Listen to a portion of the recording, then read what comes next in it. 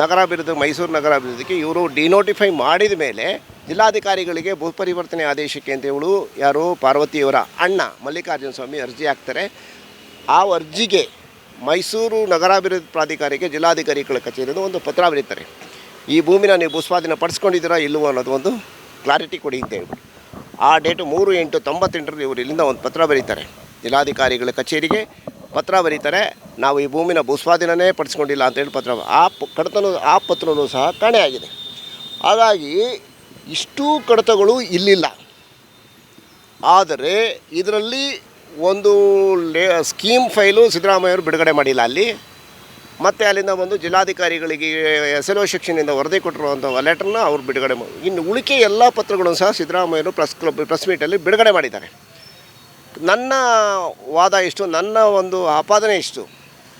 ಇಲ್ಲಿ ಮೂಲ ಕಡತದಲ್ಲಿ ನನಗೆ ಮಾಹಿತಿ ಕೊಟ್ಟಿದ್ದಾರೆ, ಮಾಹಿತಿ ಹಾಕಲು ಅರ್ಜಿ ಹಾಕಿದಾಗ ನನಗೆ ಮಾಹಿತಿ ಕೊಟ್ಟಿದ್ದಾರೆ. ಅಲ್ಲಿ ಇಷ್ಟು ಅರ್ಜಿಗಳು ಇಲ್ಲ, ನನಗೆ ಕೊಟ್ಟಿಲ್ಲ. ಆದರೆ ಸಿದ್ದರಾಮಯ್ಯನವ್ರ ಹತ್ರ ಈ ಪತ್ರಗಳೆಲ್ಲ ಇದ್ದಾವೆ. ಹೆಂಗೆ ಅವ್ರಿಗೆ ತಲುಪ್ತು? ಹಾಗಾದರೆ ಯಾಕೆ ನಾವು ಅರ್ಜಿ ಹಾಕಿದಾಗ ಇಡೀ ಮೂಲ ಕಡತನೇ ಎಂಟೈರ್ ಕಡತನೇ ನನ್ನ ಭೂಸ್ವಾಧೀನ ಶಾಖೆಯಲ್ಲಿ ಕೊಟ್ಟಿರಬೇಕಾದ್ರೆ ಅದರೊಳಗೆ ಈ ದಾಖಲೆಗಳು ಇಲ್ಲ, ಯಾಕಿಲ್ಲ? ಹಾಗಾದ್ರೆ ಈ ಕಡತಗಳಲ್ಲಿದ್ದ ದಾಖಲೆಗಳು ಏನಾದವು ಅಂದರೆ ಈ ದಾಖಲೆಗಳೆಲ್ಲ ಸಿದ್ದರಾಮಯ್ಯವ್ರ ಮನೇಲಿದ್ದಾವ? ಬೈರತಿ ಸುರೇಶ್ ಬಂದಿದ್ರಲ್ಲ, ಅವರೇನೋ ಹೆಲಿಕಾಪ್ಟರ್ ತಗೊಂಡು ಹೋದ್ರಾ? ನನ್ನ ಪ್ರಶ್ನೆ ಇದು. ಈಗ ನಮ್ಮಲ್ಲೇ ಇಲ್ಲದ ಕಡತ ಇಲ್ಲ ಭೂಸ್ವಾಧೀನ ಇಲ್ಲಿ ಬೆಂಗಳೂರು ಟು ಮೈಸೂರು, ಮೈಸೂರು ಟು ಬೆಂಗಳೂರು ಆಗಿದಂಥ ಟ್ರಾನ್ಸಾಕ್ಷನು ಈ ಒಂದು ಪ್ರಕರಣಕ್ಕೆ ಸಂಬಂಧಪಟ್ಟಾಗೆ ಯಾವುದ್ರ ಕಡತದಲ್ಲಿ ಇಲ್ಲ ಅಂತಂದರೆ ಅಲ್ಲಿಗೆ ಅರ್ಥ ಏನು?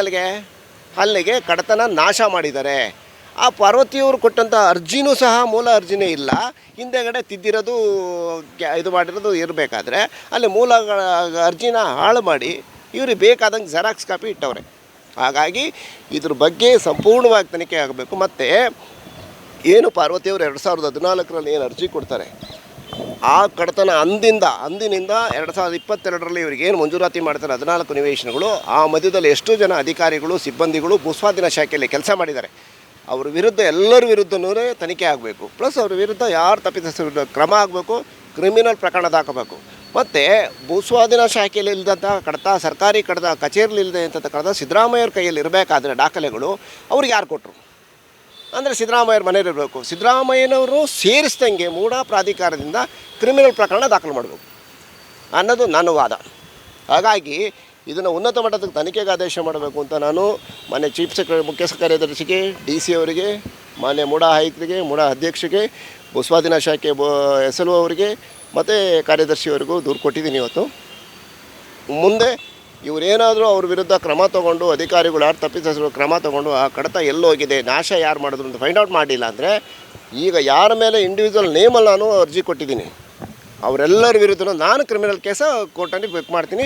ಪ್ಲಸ್ ಅದ್ರ ಜೊತೆಗೆ ನನಗೆ ಮಾಹಿತಿ ಹಾಕಲು ಅರ್ಜಿ ಹಾಕಿರೋ ವಿಳಂಬ ನೀತಿ ಮಾಡ್ತಾ ಇದ್ದಾರೆ, ದಾಖಲೆಗಳು ಕೊಡ್ತಾ ಇಲ್ಲ.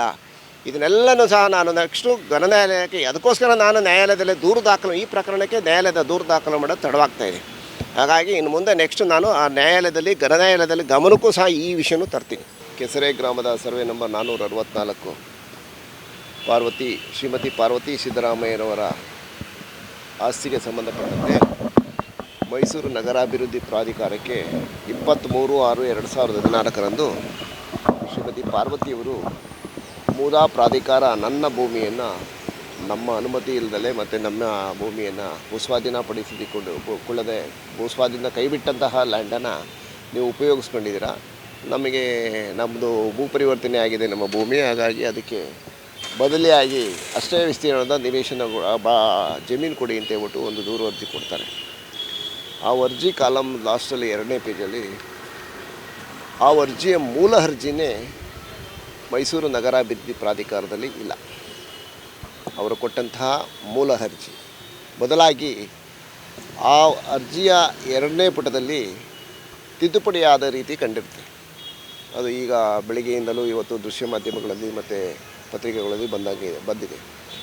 ಸೊ ಹಾಗಾಗಿ ಆ ಅರ್ಜಿ ಮೂಲ ಅರ್ಜಿನೇ ಇಲ್ಲದಲೇ ನಮಗೆ ದೃಢೀಕರಿಸಿ ಕೊಡ್ತಾ ಇಲ್ಲ. ಮತ್ತು ಆ ಅರ್ಜಿಯ ಜೊತೆಗೆ ಆ ಕಡತದಲ್ಲಿದ್ದಂತಹ ಕೆಲವು ದಾಖಲೆಗಳು ಮಿಸ್ ಆಗಿದ್ದಾವೆ. ಏಕೆಂದರೆ ಈಗಾಗಲೇ ಸಿದ್ದರಾಮಯ್ಯನವರು ಈ ಒಂದು ಸೆಷನ್ ಮುಗಿದಾದ ಮೇಲೆ ಒಂದು ಬೆಂಗಳೂರಿನ ಒಂದು ಪತ್ರಿಕಾಗೋಷ್ಠಿ ಕರೀತಾರೆ. ಪತ್ರಿಕಾಗೋಷ್ಠಿಯಲ್ಲಿ DK ಶಿವಕುಮಾರ್ ಅವರು, ಬೈರತಿ ಸುರೇಶ್ ಅವರು ಹಾಗೂ ಸಿದ್ದರಾಮಯ್ಯರು ಮತ್ತು ಇನ್ನಿತರೆ ಹಿರಿಯ ಕಾಂಗ್ರೆಸ್ ನಾಯಕರು, ಸಚಿವ ಸಂಪುಟದ ಸಹೋದ್ಯೋಗಿಗಳು ಇರ್ತಾರೆ. ಅಲ್ಲಿ ಅವರು ಹಲವಾರು ದಾಖಲೆಗಳನ್ನ ಬಿಡುಗಡೆ ಮಾಡ್ತಾರೆ. ಸುಮಾರು 95 ಪುಟದಷ್ಟು ದಾಖಲೆ ಬಿಡುಗಡೆ ಮಾಡ್ತಾರೆ. ಅದರಲ್ಲಿ ದಿನಾಂಕ 13/8/1996ರಲ್ಲಿ ದೇವರಾಜು UD ಮಿನಿಸ್ಟ್ರಿಗೆ ಒಂದು ಪತ್ರ ಕೊಟ್ಟಿರ್ತಾರೆ. ನಮ್ಮ ಭೂಮಿನ ಭೂಸ್ವಾಧೀನ ಪಡಿಸ್ಕೊಳ್ಳೋದಲ್ಲೇ ಭೂಮಿ ಉಪಯೋಗಿಸ್ಕೊಂಡು ನನ್ನ ಭೂಸ್ವಾಧೀನ ಪಡಿಸ್ಕೊಂಡಿದ್ದೀರಾ, ನಮ್ಮ ಕೈ ಬಿಡಿಸ್ಕೊಡಿ ಅಂತ ಹೇಳ್ಬಿಟ್ಟು ಅರ್ಜಿ ಕೊಟ್ಟಿದ್ದಾರೆ. ಆ ಅರ್ಜಿಯ ಜೊತೆಗೆ ಅಂದಿದ್ದಂತಹ ನಗರ ಸಚಿವರು ಬಚ್ಚೇಗೌಡರಿಗೆ ದೂರು ಕೊಡ್ತಾರೆ. ಅವರು ಬಚ್ಚೇಗೌಡರಿಗೆ ಕೊಟ್ಟಂತಾದಮೇಲೆ ಅದ್ರ ಜೊತೆಗೆ ಅವ್ರೇನು ಮಾಡ್ತಾರೆ, ಅಂದಿನ ಸರ್ಕಾರದ ಅಧೀನ ಕಾರ್ಯದರ್ಶಿಗಳು ಒಂದು 3/9/96ರಲ್ಲಿ ಒಂದು ಟಿಪ್ಪಣಿ ಹಾಕ್ಬಿಟ್ಟು ಅದನ್ನು ಮೂಡಾ ಪ್ರಾಧಿಕಾರಕ್ಕೆ ಇಲ್ಲಿಂದ ಇವ್ರ ಕಡೆಯಿಂದ ಒಂದು ಒಪಿನಿಯನ್ ತೊಗೊಳಕ್ಕೆ ಅಂತ ಪತ್ರ ಬರೀತಾರೆ. ಭೂಸ್ವಾಧೀನ ಕೈ ಬಿಡ್ಬೋದೋ ಇಲ್ವೋ ಅನ್ನೋದಕ್ಕೆ. ಆ ಎರಡೂ ಪತ್ರನೂ ಸಹ ಮೂಡಾ ಪ್ರಾಧಿಕಾರದಲ್ಲಿ ಇಲ್ಲ. ಅದ್ರ ಜೊತೆಗೆ 16/8/1997ರಂದು ಮೈಸೂರು ನಗರಾಭಿವೃದ್ಧಿ ಪ್ರಾಧಿಕಾರ ಭೂಸ್ವಾಧೀನ ಶಾಖೆಯ ಭೂಸ್ವಾಧೀನಾಧಿಕಾರಿಗಳು ಆ ಒಂದು ಬೆಂಗಳೂರಿನಿಂದಂಥ ಬಂದ ಪತ್ರದ ಆಧಾರದ ಮೇಲೆ, ಸಚಿವರ ಕಚೇರಿಯಿಂದ ಬಂದ ಪತ್ರದ ಆಧಾರದ ಮೇಲೆ ಸ್ಥಳ ಪರಿಶೀಲನೆ ಮಾಡ್ತಾರೆ 16/8/97ರಲ್ಲಿ. ಆ ಸ್ಥಳ ಪರಿಶೀಲನಾ ವರದಿನೂ ಸಹ ಸಿದ್ದರಾಮಯ್ಯರಲ್ಲಿ ಬಿಡುಗಡೆ ಮಾಡಿದ್ರು. ಅದು ಸಹ ಇಲ್ಲಿ ಪ್ರತಿ ಕಾಣೆಯಾಗಿದೆ.